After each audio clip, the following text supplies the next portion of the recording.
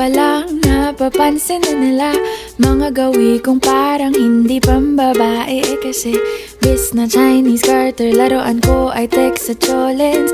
Tapos ko jamming ko lagi noon mga sigang lalaki sa amin. Nung ako'y mag-high school ay napabarkada sa mga bay. Curious na babae na ang hanap din ay babae. Sa halip na makeup kit, bit-bit ko ay gitara. Tapos pormahan ko lagi ay long sleeves na t-shirt at faded na lonta.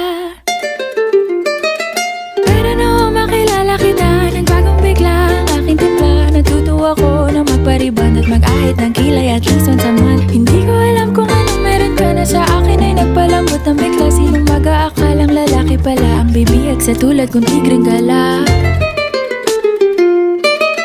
Kahit ako'y titibo-tibo,